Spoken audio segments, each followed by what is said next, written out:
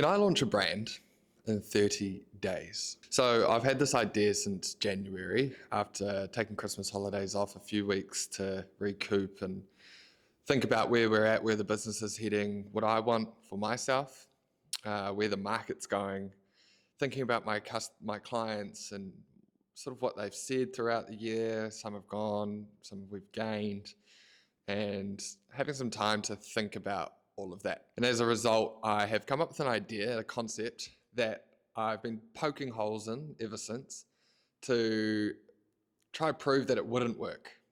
And I'm still here with it. But I have a lot of doubt in myself, a lot of doubt that the product is even going to work, that people even want it. What if people buy it and I get all these bad reviews and bad feedback and it's a flop? What if I'm completely missing the boat here? I'm way over my head. What if what's in the product isn't even helpful to people? And I'm just in this constant swirl that's stopping me from getting started. And I'm pretty sure a lot of musicians, entrepreneurs, creatives get stuck in this swirl as well. So obviously I'm not a musician, but the same concept applies. And the same insecurities. What if I create something that's going to unravel my entire reputation that I've spent years building? One thing could bring it all down.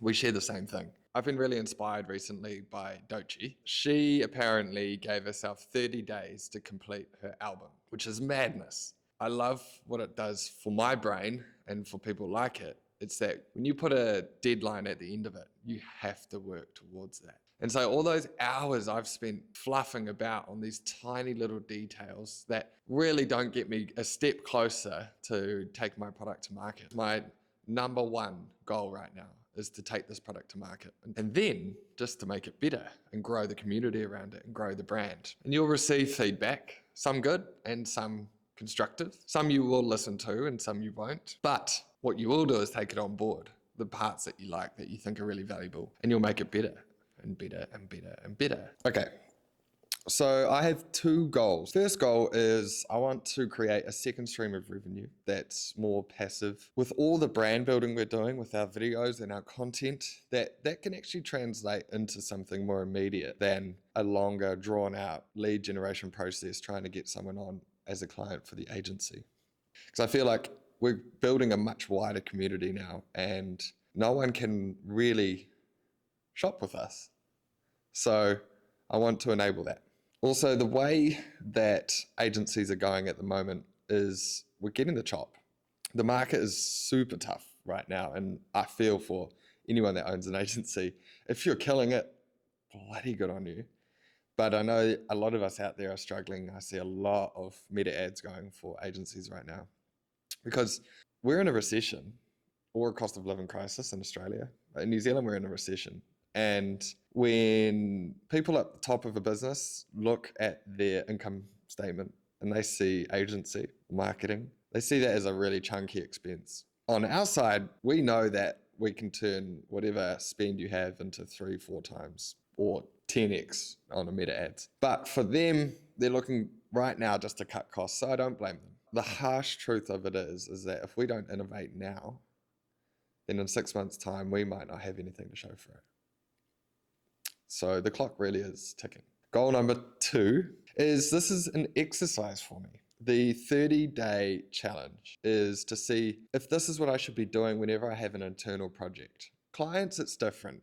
But for internal projects, they always get knocked down the list, knocked down because I prioritize our clients. And I think that this is going to be really good for me. This is going to be good for the company. And I want to know if this is something I'm going to take it with me for the rest of my life. 30-day chunks. I can have a break after that, but I want to know that if there's something I really want to do, I need to give myself a 30-day deadline and I need to go 4 checkpoints to get there. And then my life is going to revolve around that. So this is something that I'm trying to see if this is going to help me for the rest of my life.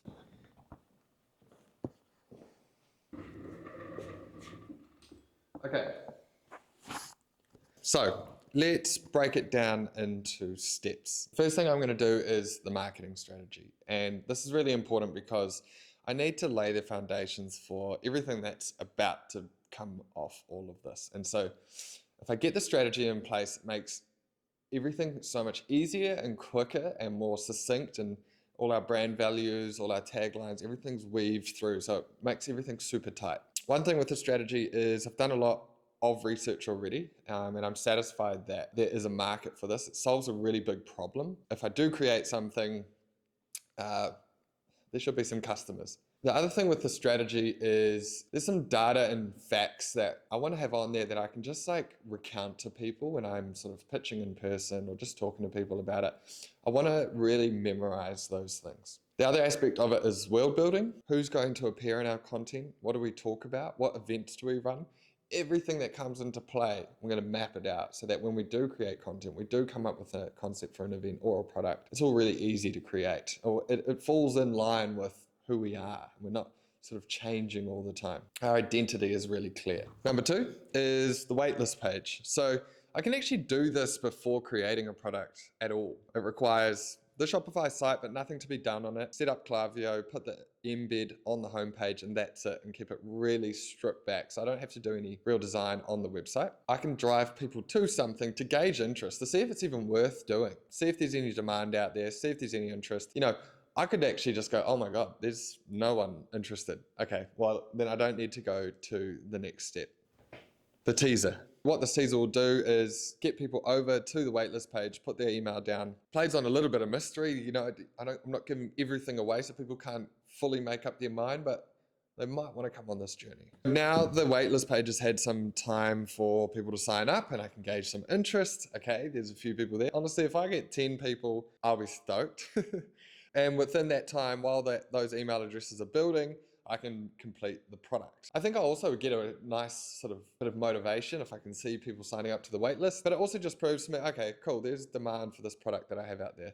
And this can go for any product. Right, so our shop is going to be e-commerce, right? So I need to complete the website and I want that website to be pretty slick. First cab off the rank is invest in a really good theme. But I know that from working with clients for years and years is that if you have a decent theme, don't need developers. It converts at a higher rate because it's just a way better engine. The design is better and all your plugins can all work in really well. So our website is going to be really basic. Everything that I've sort of pulled out of the marketing strategy in terms of our taglines, solving the problem and the solution, all that language, it's already done. So I just have to drop it into place. I'm quite excited about that. But this is one thing where the deadline of 30 days is going to be key because you can always continue developing a website. But if I'm like, oh, I've got to get it done by the 10th of April, then I've got to get it done. So cut off the frilly bits and just get the V1 up. Boom, 6. So this is our launch. I would have completed the product, completed the website, and I've got some people on the wait list. Those people,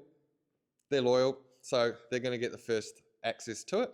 That will be sending out an email to those people. This is really a soft launch. I should have tested a lot of things on the website already to make sure it all works, but you know, there's always going to be a little something. You want to give yourself a bit of breathing room from that soft launch to the hard launch. Hopefully these people can be a little bit more forgiving. They typically are because they're your innovators. They're the people that are jumping on what you've got.